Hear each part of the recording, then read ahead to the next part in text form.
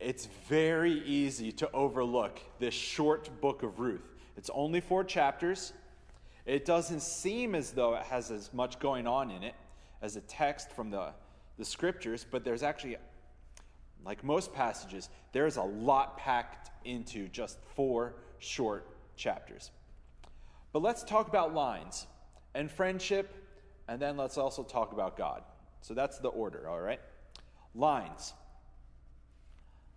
We love lines because they help us to organize things. Think of a map. Think of the route that you might drive on a road trip. But also, lines help us to distinguish Pennsylvania from New Jersey, New York from Delaware or West Virginia. Lines can be helpful, but maybe not when they start to divide us. Right? So lines are good on a map, but they're not necessarily good when they happen between people. And so in this little book, we have a kind of a discussion in the story of everything happening about the lines that we draw. And you might know people that you have some lines drawn between the two of you. And maybe you like to keep those lines, or maybe they like to keep those lines, but we've got to ask, does Jesus have lines that separate Jesus from other people? Well, in this story, we've got some main figures. We've got Naomi, we have Orpah, and we have Ruth. Naomi's the mother-in-law, and she has 2 daughters-in-law, Orpah and Ruth. So let's use Orpah and Ruth to talk about lines, to talk about friendship, shall we? Well, from the story, we find out that Orpah and Ruth are not Israelites.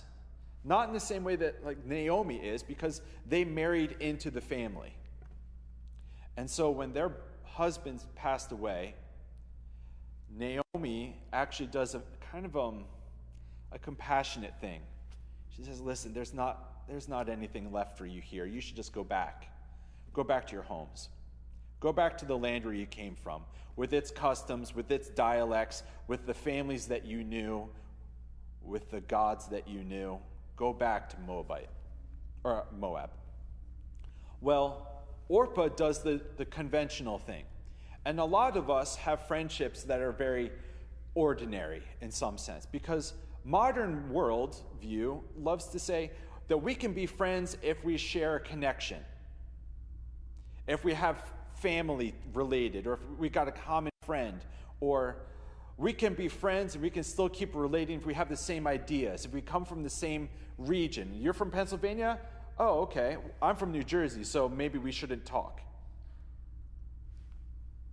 There's lines that we draw, and that's the usual way that things go. And so I think Naomi doesn't hold any fault against Orpah for doing what's ordinary. Just how about you just go back home to your family, go back home to your customs, to your lands, to your dialects. Go back to what's familiar, where people look and sound like you. Makes sense. But we record stories in the scriptures because they stand out. In some ways, they're unordinary, and that's why we write these stories down. The book of Ruth is unordinary. Extraordinary because Ruth, while she had lines that separated her from Naomi, they weren't from the same tribe, they weren't from the same land, they didn't necessarily have the same language, they maybe didn't have the same idea of God, but then Naomi says, where you go, I will go. Your God will be my God. Your people will be my people. Where you die, I will die. And so the story of Ruth relating to Naomi really takes a big eraser and erases a lot of the usual lines where you think friendship wouldn't happen. And for that reason, this story is an echo. It's not a premonition. It's a pre-echo. It's a foretaste. There's something deep within the friendship between Ruth and Naomi that's godlike. because the usual lines have been erased and friendship is now defined by something else. Now, I said the word conventional with Orpah, and that means that's the usual game.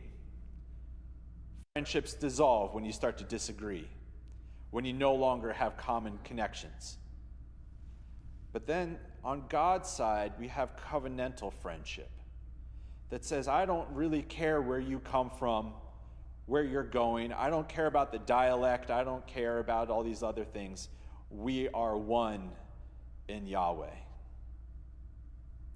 And so for that reason, the book of Ruth is kind of groundbreaking. The book of Ruth reminds us, even in the first chapter, that friendship should cross the lines that we have drawn between us. So for all of you young people, watch, pay attention to the world around you. Lines are helpful because they help us to have a map.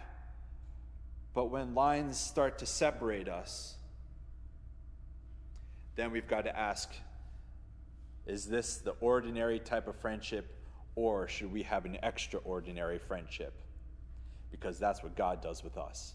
There was a line that separated us, and God chose to trespass that line and become friends with all of us.